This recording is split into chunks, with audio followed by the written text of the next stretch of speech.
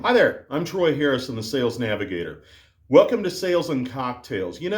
Sometimes I wish that I could just sit down, have a drink with you, talk sales in a little less buttoned down fashion, and that's what we're doing today.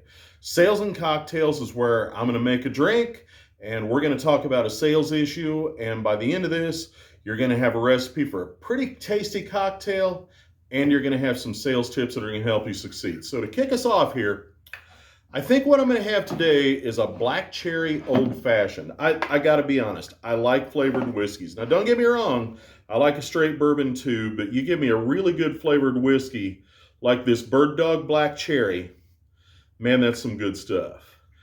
And what we're going to do is we're going to put 2 ounces of Bird Dog Black Cherry in the glass.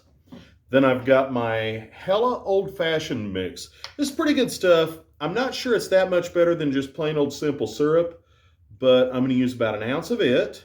So basically 2 parts whiskey to 1 part the simple syrup. We're going to toss a couple of drops of bitters at it. Orange bitters is what I'm using today. Take our nice long spoon, give it a good stir, drop a couple ice cubes in it, and let's see what we've got. Ah, that's nice. All right. So let's get serious and let's talk about sales for a minute. The sales technique that I want to talk about today is one that I really, really dislike, and it's called false scarcity. False scarcity is when you're selling something and you pretend that there's a really limited supply, and because of that, your customer needs to buy now. And it also kind of gets coupled in with the salesperson is trying to figure out if you're deserving enough to buy this stuff.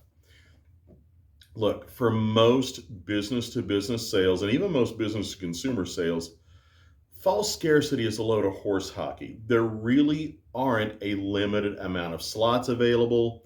There really aren't a limited amount of this item available. And when you do it, your customer knows that you're trying to BS them. And as soon as your customer knows that you're trying to BS them, you lose all credibility. I had this happen to me last week with a search engine optimization company. They approached me and they were talking to me and they said, well, Mr. Harrison, we only have a limited amount of spots available for this.